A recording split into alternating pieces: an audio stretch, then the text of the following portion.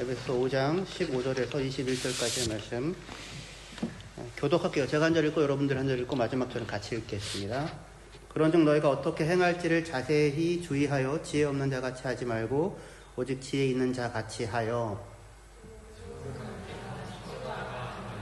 그러므로 어리석은 자가 되지 말고 오직 주의 뜻이 무엇인가 이해하라.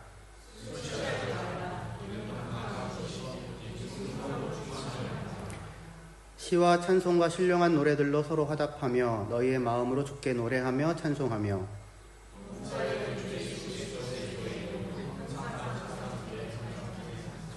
같이 읽겠습니다. 그리스도를 경외함으로 피차 복종하라. 아멘.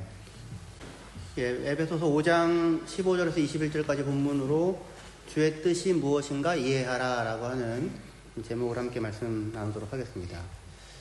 제가 지난 2월 달에 마드리드 다녀왔었잖아요. 목회자 그 세미나. 마드리드를 다녀오긴 했어요. 그 강의하는 데만 내내 있다가 왔습니다. 공항만 잠깐 거쳐갔는데 어쨌든 마드리드 목회자 세미나 그리고 지난주에는 제가 코스테에 다녀왔었습니다. 그래서 이렇게 집회나 세미나에 참여하면서 저 내내 제가 스스로 물었던 질문이 있습니다. 나는 지금 참으로 하나님을 하나님으로 섬기며 살고 있나? 정말로. 하나님을 하나님으로 섬기며 살고 있나? 아니면 그냥 그저 살아가고 있는 건 아닌가?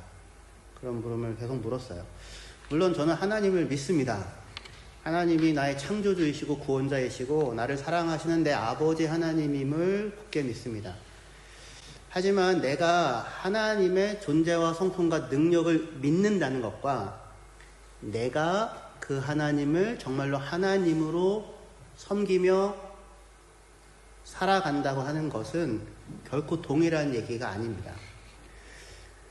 내가 내 마음대로 얼마든지 살면서도 내 마음대로 살면서도 하나님 사랑 많으시지 하나님의 은혜로우시지라고 믿고 얘기할 수 있고요. 그리고 내가 하나님께서 지금 내게 말씀을 하시는 그 음성에 귀 기울이지 않고 하나님이 내게 원하시는 모습을 따라 살지 않으면서도 얼마든지 하나님의 사랑의 크심을 이야기하고 하나님의 신실하심을 찬양할 수도 있어요. 그 유명한 예화가 있죠. 신학교에서 시험을 봤는데 학생이 하나님은 다 아십니다 이렇게만 적어낸 거예요. 답에다가. 그랬더니 신학교 선생님이 하나님은 100점 너는 빵점 이렇게 이제 했다는 유명한 예화가 있어요. 맞아요. 하나님은 100점이죠. 하나님은 언제나 100점이죠. 하나님은 내가 하나님께 어떻게 살아가느냐, 나의 헌신의 여부나 하나님과의 관계에 있어서 충성됨의 여부와 상관없이 하나님은 언제나 100점이에요. 맞아요. 그는 언제나 신실하신 우리의 하나님이십니다. 하지만 문제는 그게 아니죠. 나는 과연 이분 하나님을 하나님으로 진정으로 믿고 그를 예배하며 섬기며 그의 뜻을 따라 살고 있는가? 만일 내가 나 스스로에 대해 점수를 매긴다면 그럼 나는 몇 점을 줄 수 있는가? 하나님은 100점이죠. 근데 나는. 이것이 우리가 스스로 물어야 할 물음인 것 같아요. 오늘 에베소서 5장 본문은 우리에게 그렇게 스스로 묻고 답하라고 그렇게 말씀하십니다. 에베소 5장 15절부터 17절까지 본문 다시 한번 보시면요. 그런즉 너희가 어떻게 행할지를 자세히 주의하여 지혜 없는 자같이 하지 말고 오직 지혜 있는 자같이 하여 세월을 아끼라 때가 악하니라. 그러므로 어리석은 자가 되지 말고 오직 주의 뜻이 무엇인가 이해하라. 이렇게 말씀하시는데요. 또 이제 3절에 거친 짧은 말씀에 3번의 명령형과 1번의 분사가 사용이 돼요. 3개의 명령이란 뭐냐면 첫 번째 자세히 주의하여. 그러니까 지금 어떻게 살고 있는지 자세히 살펴라. 첫 번째 명령. 어떻게 살고 있는지 자세히 살펴라. 두 번째 명령은 어리석은 자가 되지 말아라. 세 번째 명령은 주의 뜻이 무엇인지를 이해해라. 그렇게 3가지 명령이 나오고 그 다음에 우리 성경으로는 세월을 아끼라가 명령처럼 이렇게 되어져 있지만 사실은 이제 사용된 표현은 분사여서 어떻게 살고 있는지 자세히 살피라 라고 하는 그 명령에 부과되는 그런 어떤 표현이라고 할 수 있어요. 근데 중요한 건 뭐냐면 성경은 우리에게 뭘 명령하신다? 지금 당신들이 어떻게 살아가고 있는지를 자세히 살피라 라고 하는 걸 명령한다는 거예요. 한글 성경은, 우리 개역 개정은 그런즉 너희가 어떻게 행할지를 자세히 주의하여 라고 해가지고 앞으로 어떻게 살아갈지를 좀 생각하고 살아봐 라는 말처럼 들릴 수도 있는데, 그거라기보다는 지금 걸어가고 있는 걸음, 지금 어떻게 살고 있는지를 살펴봐라 라고 명하고, 그리고 그것을 지혜와 연결시키고 있다는 거예요. 다시 여기서 무슨 얘기냐면, 어리석은 자는 뭘 안 하고 산다? 어떻게 살고 있는지를 생각하지 않고 그냥 산다 라는 거예요. 지혜로운 사람은 지금 내가 어떻게 살고 있는지를 묻고 살아간다 라고 하는 거죠. 그래서 본문 5장 15절 다시 볼게요. 그런즉 너희가 어떻게 행할지를 자세히 주의하여 지혜 없는 자 같이 하지 말고 오직 지혜 있는 자 같이 하여, 그렇게 얘기해요. 그러니까 지혜로운 사람은 어떤 사람?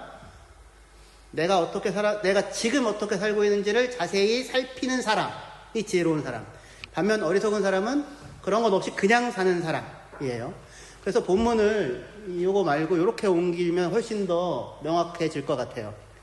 그러므로 여러분이 어떻게 살아가고 있는지를 주의 깊게 살펴보십시오. 어리석은 자들은 그렇게 하지 않지만 지혜로운 자들은 그렇게 합니다. 그럼 훨씬 더 분명하게 이 말뜻이 이해될 것 같아요. 여러분들은 어때요? 어리석은 사람입니까? 아니면 지혜로운 사람입니까? 스스로 어떻게 살아가고 있는지를 자세히 살피며 살고 있습니까? 아니면 그런 생각 없이 그저 하루하루를 살아가고 있습니까? 어리석음의 결과는 뭐예요? 세월을 허비하는 거예요. 세월을 아끼라라고 얘기하잖아요. 세월을 허비하는 것. 그래서 본문을 다시 볼게요. 15절 번역은 저의 번역이고 16절, 17절은 이제 원래 개역 개정입니다.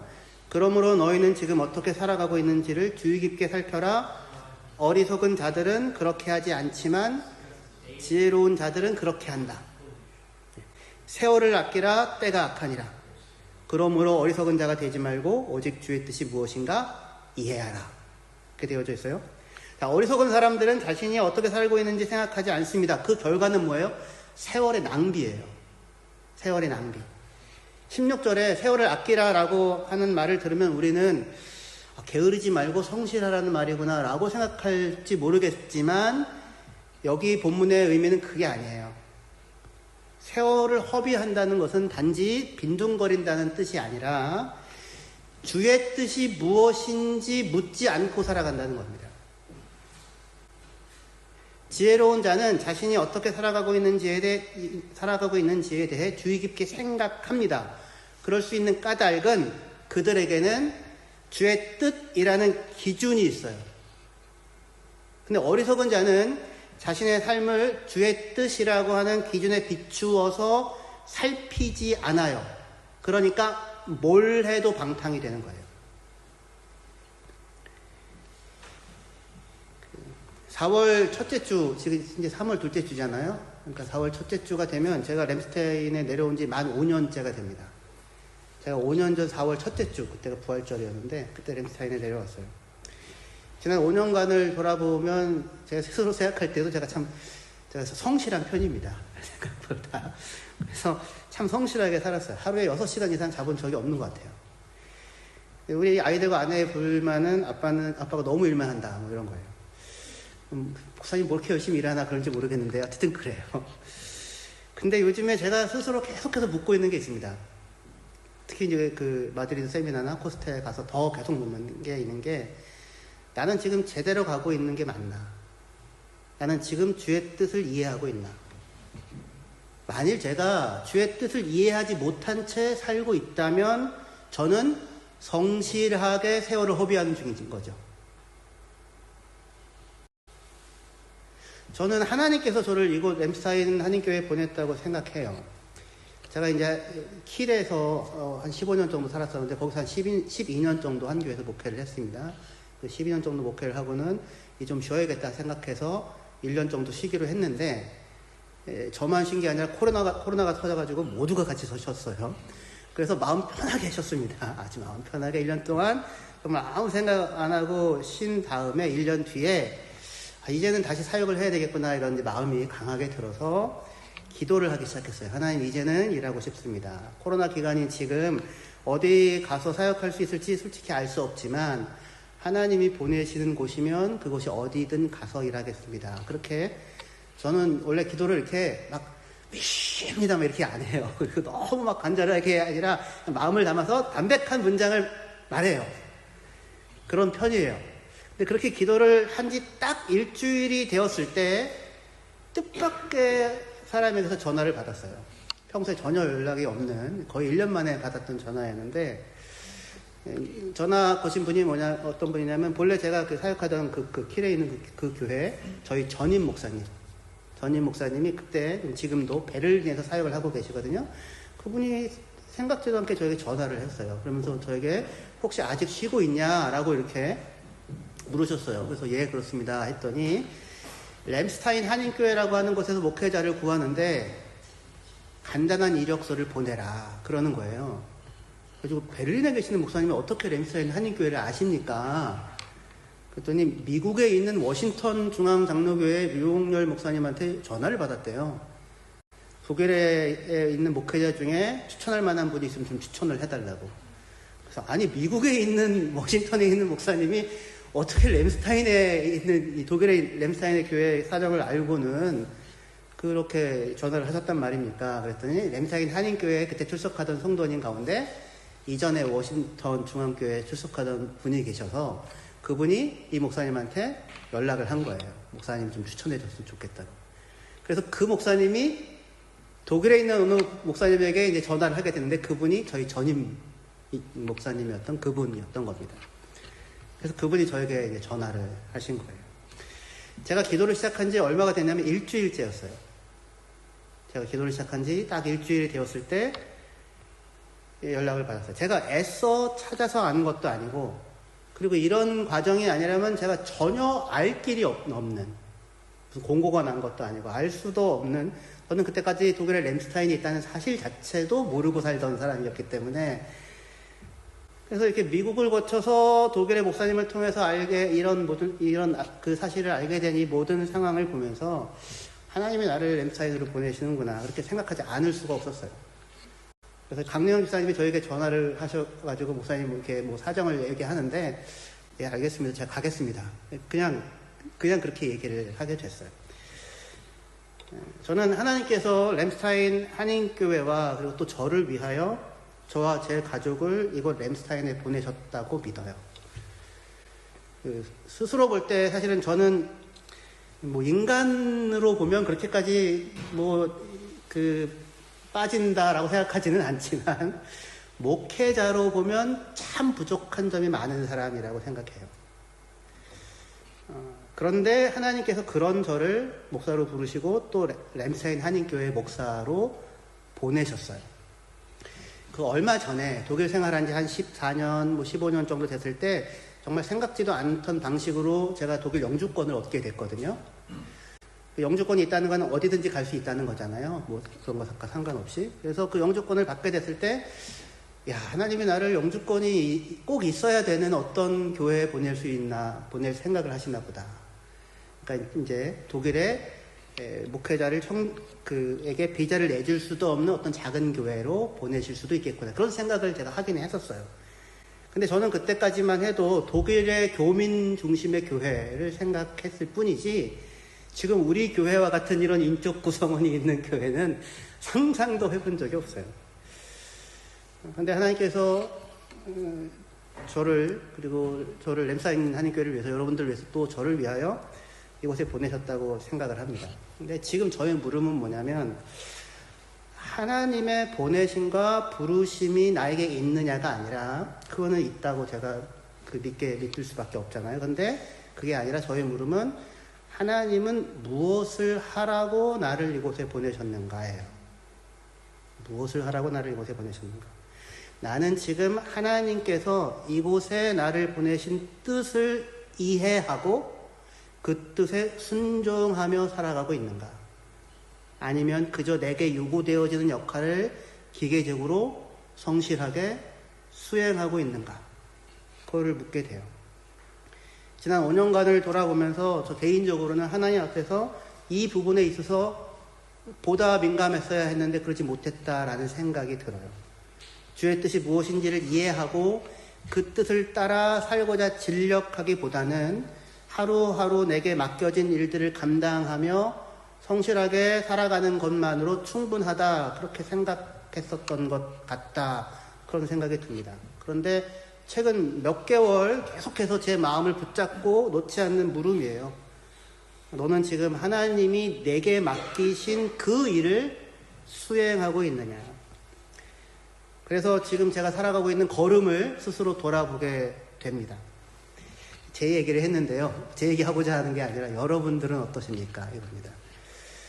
여러분들은 어떻게 이곳에 오게 되셨어요? 준섭 형제, 독일에 원해서 왔어요? 나는 독일에 원해서 왔다. 내 1순위였다. 예. 그럴 수도 있고요. 그런 분들도 계시고 아닌 분들도 계시고요. 아까 저기 교사예배 때 지혜 원장님한테 독일에 원해서 왔니? 그랬더니 하하하하 웃으면서 전혀 아니라고. 어떻게 오시게 됐어요? 저는 저를 여기 램스타인으로 보내신 하나님께서 여러분들도 지금 이때에 이곳 램스타인과 주변 지역으로 보내셨다고 생각합니다. 그렇게 믿어요. 근데 우리의 물음은 나를 이곳에 보내신 분이 하나님이냐가 아니라 우리가 물어야 하는 것은 하나님께서는 무엇을 위하여 나와 가족을 이곳에 보내셨는가? 예요. 먹고 살기 위해서, 커리어를 누리기 위해서, 아이들 양육을 위해서, 인생의 경험을 확장하기 위해서, 말하자면 유럽을 경험하기 위해서, 맞아요. 물론 그런 것들도 보내심의 이유일 거예요. 분명히. 하지만 그러나 저는 하나님께서 저와 여러분들을 지금 이때에 이곳에 보내어서 여기 램스타인 한인교회를 이루게 하신 뜻이 있다고 생각해요. 저는 원래 이제 일반 대학, 신학을 전공하기 전에 일반 대학, 원래 컴퓨터과를 다녔거든요. 근데 저 스스로 나는 그 대학교 컴퓨터과에 입학한 게 아니라 그 대학교 CCC에 입학했다, 이렇게 생각을 했었어요. 하나님이 저를 그 만남을 이루기 위해서 거기에 보내셨구나. 근데 여러분들이 맞아요. 여기에 램스타인에 오게 된 여러 이유가 있을 수 있기는 하겠지만, 그렇지만 그 모든 일들의 중심에 램스타인 한인교회가 이곳에서 교회를 이루고, 그리고 교회로서 그리스도의 몸으로 빚어지고 훈련되어지고 성장하도록 하기 위하여 하나님께서 저와 여러분들을 이곳에 보내신 뜻이 있다. 그렇게 생각할 수 있어야 할 것 같아요. 하나님은 저만을 여기에 보낸 것이 아니라 여러분들 또한 오늘 이때에 램스타인 한인교회에 보내어 우리들을 그리스도의 몸으로 빚어가고 계십니다. 지난 주일날 청년부 모임을 했었거든요. 청년부 모임에서 그런 대화가 나왔습니다. 먹기 위해 사느냐, 살기 위해 먹느냐. 그래서 준섭 형제의 대답과 저희 권호영제의 대답은 먹기 위해 산다였어요. 먹기 위해 산다.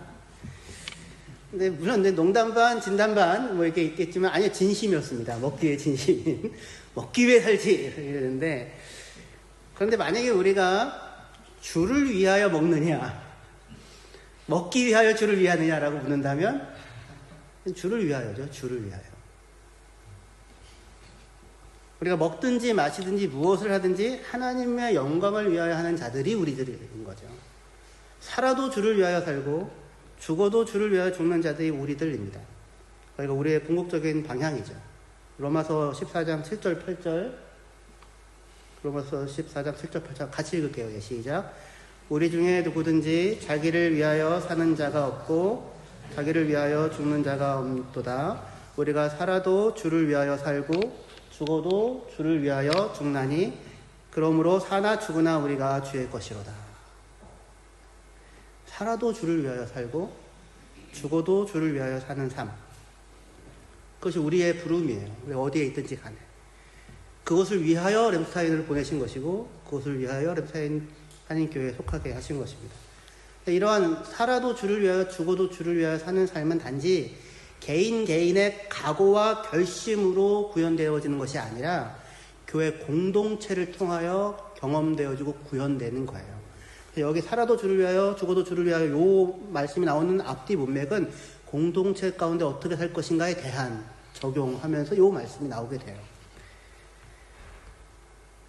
하나님 앞에 섰을 때 만일 하나님이 너는 내가 허락한 시간 동안 내가 너에게 맡긴 일을 감당하며 충성되이 살았느냐, 아니면 나의 부름과 보냄의 뜻과 상관없이 그저 사람들의 비위를 맞추며 사람들의 인정을 구하며 바쁘고 성실하게 그러나 세월을 허비하며 살았느냐 라고 하나님께서 물으신다면 저는 전자보다 후자의 답을 하게 될 것 같아 두려워요. 여러분들은 어때요? 하나님께서 우리를 이곳에 보내신 것은 우리가 다 헤아려 알 수 없는 하나님의 지혜의 포석이 있을 거예요, 분명히. 하지만 램사인 한인교회는 여러분들이 낯선 외국에서 외로움을 달래며 서로 도움을 주고받는 공동체일 뿐 아니라 그것도 교회의 중요한 사명입니다.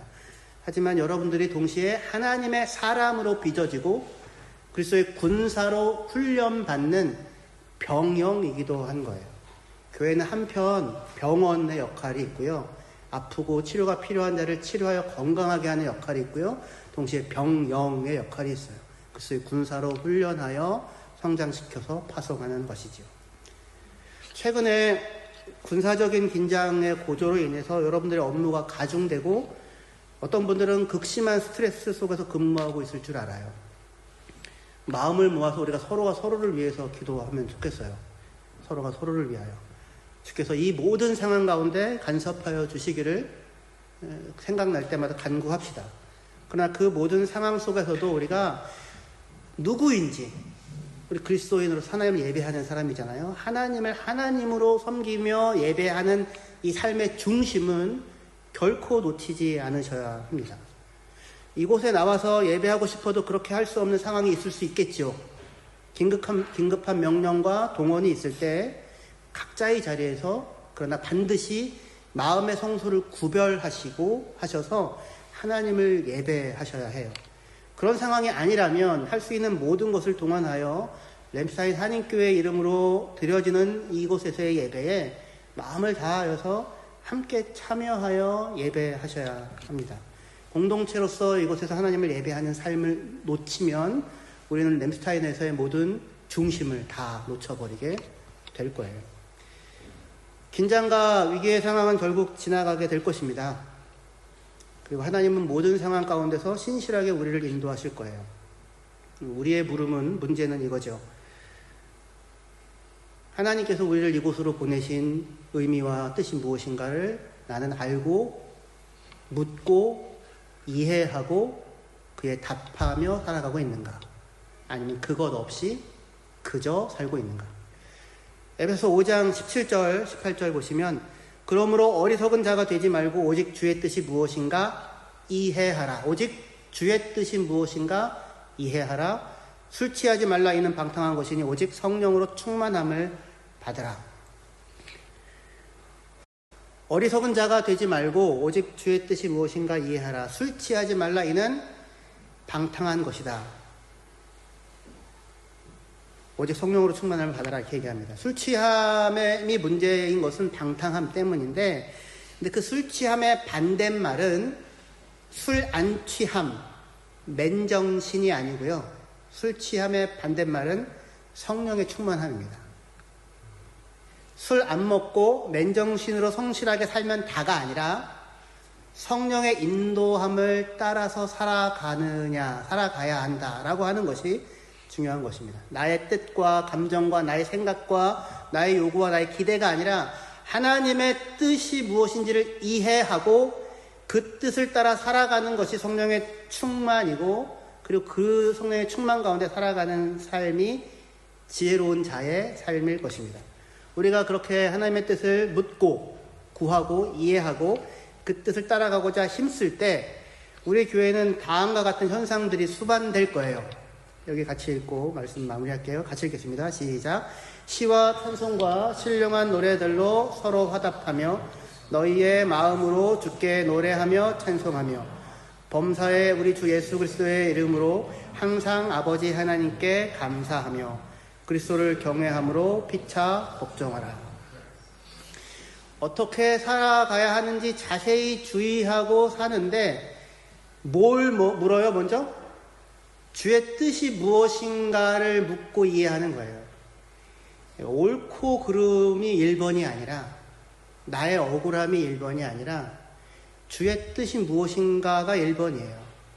주의 뜻이 무엇인가? 하나님은 무엇을 원하시나? 내가 무엇을 어떻게 반응하기를 원하시나? 그리고 그렇게 그것을 기준으로 살아가는 것이 지혜고 성령의 충만인데 그렇게 살아가면 교회의 어떤 이제 모습이 구현되냐면 이런 모습이 구현된다는 겁니다. 시와 찬송과 신령한 노래들로 서로 화답한다고 되어 있는데 여기 화답한다는 게 말한다는 거예요. 어드레싱이라고 되어 있지만 서로가 말해요. 서로가 말하고 그 다음에 두 번째는 주님께 노래하고 그죠? 노래하고 찬송하고 세 번째는 하나님 아버지께 감사하고 그죠? 그 다음에 마지막으로는 서로가 복종해요. 그렇게 구조가 되어져 있죠. 다시 제일 처음에 서로가 말을 하고요. 주님께 노래하고 찬송하고요. 하나님께 감사하고요. 그 다음에 마지막으로 서로가 복종해요. 그죠? 자, 교회에서 하나님의 뜻이 무엇인지를 구하고 그것을 따라 그것을 순종하며 살아가는 사람들로 이루어진 교회에게 이루어지는 모습이 뭐냐면 서로가 말을 하는데 말이 뭐래요? 무엇으로 말을 해요? 시와 찬송과 신령한 노래들이 서로가 서로에게 대하는 말이에요. 우리 교회는 어때요? 한 사람이 오는 것은 어마어마한 일이다. 그의 인생 전체가 오는 것이다. 뭐 이런 시를 얘기한다라는 얘기가 아니라 그런 게 아니라 막 그게 아니고 서로가 서로를 향하여 말을 하는데 그 말이 시편이에요. 노래, 하나님을 향한 찬양이에요. 하나님의 뜻을 구하며 각자가 살아갔던 삶에서 마주친 하나님의 은혜가 있을 거 아니에요. 깨달음이 있을 거 아니에요. 그죠? 그것들을 만나서 제일 먼저 일주일 동안 지난 뒤에 만나서 그 얘기를 함께 나누는 곳이에요. 서로가 말을 하는데 그 말이 찬양이고 노래예요. 하나님에 대한. 그리고 주님께 노래하는데 무엇으로? 마음으로. 그냥 노래가 아니라 진심으로. 마음을 다하여 주님께 노래하는 공동체. 그리고 하나님께 감사해요. 근데 하나님께 감사하는데 어떻게 감사합니까? 범사에 항상이에요. 모든 때에 만나는 모든 일에 대하여 하나님께 감사해요. 왜요? 주의 뜻이 무엇인지를 구하고 그리고 내 마주치는 모든 일에 대하여 그것을 하나님의 뜻으로 해석하고 이해할 수 있잖아요.